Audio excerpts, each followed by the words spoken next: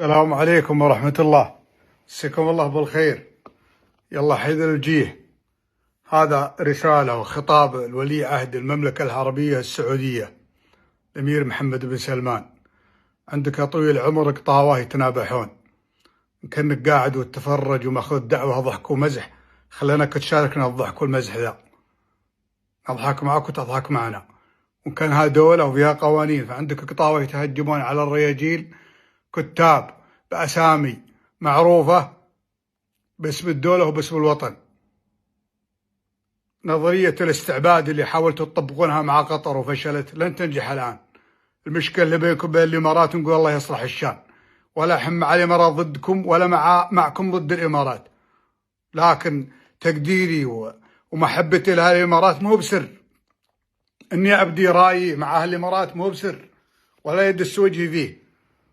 وإذا أجبرتني ولا أجبرني غيرك على إني اخترت الإمارات، ولكن الرجال داخل من باب مرجله وباب محبة وتقدير، ولا حد له عندي قدسية إني أخليه. تراني ما تكلمت على أمير بلادي وأنا في غربة بحكم عليه مؤبد، هو اللي موقعه لأنه ولي أمر، ولا أقدر إني أتكلم على الطحال بإني خطرهم له. لكن ذا ولي أمر، ولي أمري مهم مثل غيره. كانكم تحسبون واحد متكي بيرسل علينا قطاوة 4000 قطو، في الكلام ذا ما يصلح لكم ولا يصلح لنا. إذا حدتونا على الشمع عينتوا رياجيل، ما حدتوا قطاوة، حدتوا ذيابة. وأنا قد تكلمت قبل 7 أيام ولا قبل 5 أيام في الموضوع هذا. اتخاذ أبناء العمومة كعذر ووسيلة ضد واحد من أبناء عمومتهم، مثل القطو اللي قاعدين عندك فيصل بن راكان الحذرين وشلته. فيصل ما هو بند لي عشان أرد عليه، ولا أني مسجل ذا الفيديو علشان القطو اللي عندك. مسجلها أشكر بني عمي حمراء العيون، من سليمان بن ساقه إلى سعد السبوق إلى فارس الحشار إلى كل عجم راسها يحتمي ويامي. أنا ابن عمهم، ما نقول وقفوا معي في الخطأ. إذا أخطيت أما ردعوني ولا اسكتوا، ما أجبرهم على مدحي. في لو واحد منهم ثنى علي ولا ذكرني بعلم غانم، من كان يستحقه فعسى أن يستحقه، وإن كان ما يستحقه فابن عمه ما أخذته الحمية. لكن البلاء اللي يتهجم على ابن عمه مثل القطو اللي عندك فيصل بن راكان، تسمع له الطقوع المصيف، فالصولة بن راكان مثل الزق في مكوة عجوز، تزق وسط فراشها ولا درت عن زقها. ذا البزر اللي عندك في قطر يوم الشيخ جاسم بن حمد كحيلان كان ولي عهد قطر، والقطو ذا اللي عندك مجود في المول، والذي نفسي بيده اني صادق، ان كان يكذب عشاني ما اقوم من المكان قدام يخلص الفيديو. مجود طال عمرك في مول اني غازي البنات الرياجي والحمايل، وقط في السجن و7 أيام، وانا وعيال راشد بن الذيب. الذبيحه ذي راحت وذي جايه، وانا فضل كل رجال فيه خير وحمر عين بيسويها. وادق على الشيخ جاسم بن حمد، قال انا ما عندي مانع اطلعها الحين، لكن العسكري اللي تم اهانته هو اللي لازم يتنازل. لين تدخل الشيخ جاسم مع الامير الوالد، كان الامير الشيخ حمد بن خليفه، وفيصل بن راكان كان مع مشعل بن عبد العزيز، الين طلع ذا القطو اللي عندك. اذا بتسب بن عمك قول الصدق فيه، انت ما عندك بينه، انت قاعد توغر صدر اللي عندك على ابن الذيب، وابن الذيب لا عنده في لحيتك ولا في لحيه اللي عندك، لا انت ولا غيرك. الحاجه الثانيه، ذا المعزوفه الجديده اللي انتم طالعين بها، انتم عندكم اشكاليه كبيره. احنا عايشين في اوروبا ونحضر مؤتمرات وندوات كلها ثقافيه وفكريه وسياسيه، يتكلمون في كل شيء. الوهم اللي انتم عايشينه ما حد بعايشه، انتم فقط اللي عايشينه. حجة محمد بن الذيب واقف مع الإمارات عشان إسرائيل في نقطة مهمة بقولها لكم عشان ما انساها في سرد الكلام. الأولى، غزة 2 تقصف وتذبح، ولا واحد لا من شعراكم ولا من كتابكم قدر يتكلم كلمة. اللي تكلموا قالوا لهم مسحوها، وفي نفس الوقت عذرهم واحد شغله من دولة. الوحيدين اللي تكلموا في غزة 2 تقصف، والعالم كلهم يهود ومسيح ومسلمين يتكلمون عنهم. ماذا بعذر؟ إذا كان عذرك الإمارات مطبعة مع إسرائيل، إيش قوم ما تكلمت ودفعت عن غزة وهي تحارب مع إسرائيل؟ القضية قضية إنسانية، ما هي بإسلامية، ما هي بيتقاتل مسلم ويهودي، لا يتقاتلون بشر مع بعض. عشان كذا اليهود وقفوا مع أبناء غزة وأطفالهم.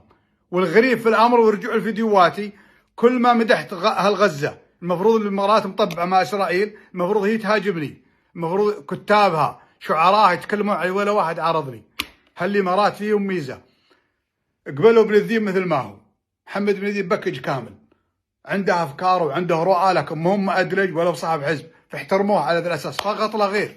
وقف مع بلادي يوم جيت عينة التقدير، انظروا لها بنظره ايجابيه. الرجال اللي ما خان بلده في ازمته مو بخايننا في يوم من الايام. وانا كنت وما زلت مواطن قطري، يا ذا القطاوه انت وياه. لو اني طمعا في امور الدنيا، حمد بن خليفه اكرم منه السحاب وولده تيم بن حمد واخيه جاسم بن حمد، اللي يفعل خير ولا هو يبغى حد يدريبه. كان اختلاف في قانون، وما زلت مصر انه قانون باطل وغيره الامير.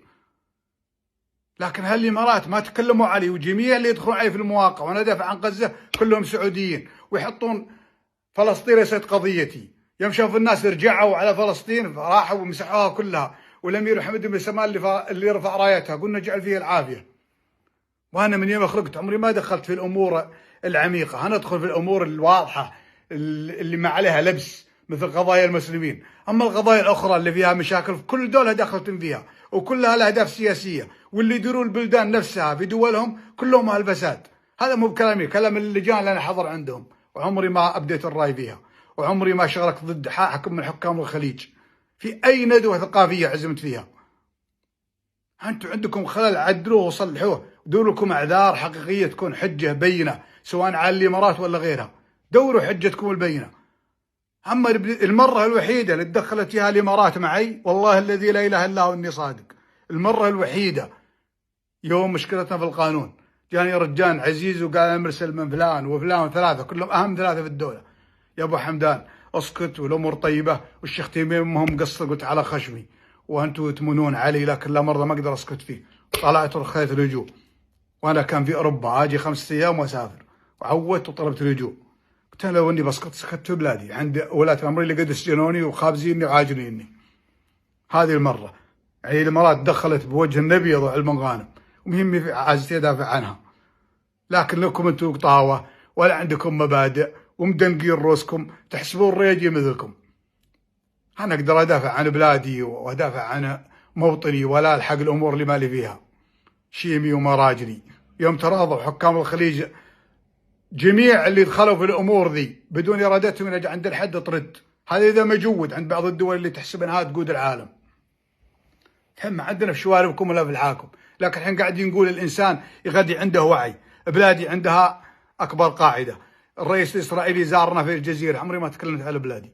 انا ما خلقت عشان ادور نقاط ضعف وطني ولا وطن غيري، لكن انا عندما ابدي راي في مجرات واحد وتهاجمني مره ومرتين وثلاث، وولي عهدكم حط رجل على رجل والملك حط رجل على رجل، انا قلت للشاعر القدير محمد السكران، قلت ما يصير يا محمد، اذا انا عندي حجه بينه على رجل اجمع الشعراء عليه بشكل واضح وعلني ما فيها شيء.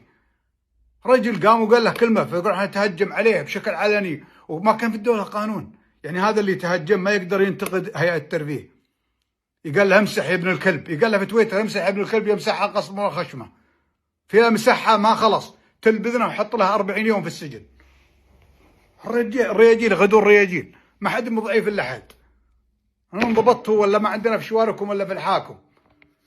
كان الهجوسه اللي في راسي دنميت، كان الهجوس اللي في راسي دنميت، متحمس وقلبي قوي واندفاعي، وإلى كتبها الله يا ماجد، وغنيت عدوي أول من يحب استماعي. يا خادم البيتين وش انت سويت للصبر حد وللقضية تداعي؟ لقيت ظهرك للقضية وخليت ملفها في يد خباثة المساعي، اللي على نار الهجر صبته الزيت، ما عندهم في الحرب غير الطقاعي. بكره يبيعونك ولو ما تهقويت، لو هيبتك عند العرب ما تباعي. يا خادم البيتين ما يهدم البيت الا مخلخلة الهرم الاجتماعي، مستقبل الدولة على كف عفريت، اما التفت للامر رجال واعي. كثروا في اروقة السياسة سرابيت، كثروا في اروقة القرار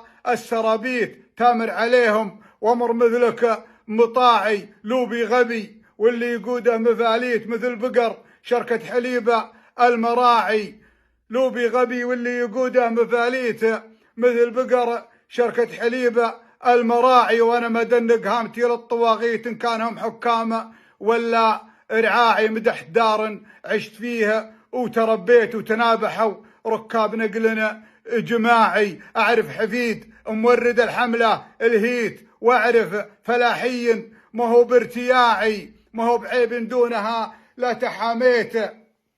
لو العواصف تصطفق في شراعي وجهي معي لخطيت، ولا لي قديت مخالفة أطباع الرخومة بطباعي. وبيالة الشاهي مع ذاي عصيت أشرف من الفنجال في كفة راعي. وأنا يا جمهوري بعد ما تقصويت حبيت أشارككم نتاج اطلاعي. شعارة أبي شرها وشوفني ورتويت، والكاذب الفاسد والعالم الفاسد واخوها الاذاعي. شعارة بشرها وشوفني ورتويت، والعالم الفاسد واخوها الاذاعي. والكاتب اللي يكذب في كل منشيت، وبايع الجيره بقله المتاعي. تجمعوا مثل الارانب على الليت منصغر الاسماء الينا الرباعي. ما عندنا يكود مرها وحلتيت، والثانية للي ذممهم اتباعي. البارحة يوم قبل الليلة وقفيت قبل الصباح يقول هاكم شعاعي. حلمت بنهم عاهرة في تواليت ملتاعة، ومهيومتنا بالتياعي. أرجيلها عقب التجمع مشاتيت، وأنا على الهزاز كانها كراعي. ركبتهم زب طبيعي وكليت وعودت دعبهم بزب صناعي. يزين مسكتهم على ظهر وانيت من الاولات اللي عليهن اشراعي، ولا في غمارة رنجروفر بلاسيت، لان البتاع ندخلها في البتاع. يا ربي اغفر لي ذنوبي لزليت، انت الوحيد المستحق انصياعي. تسكر احاسيسي معاني لغنيت، واسقط باخلاقي وانا في الرفاعي مجنون. وان جال التحدي تحديت، وهذا سبب تهوري واندفاعي. ومن اليوم ورايح الكلام عدهم على الطحالب.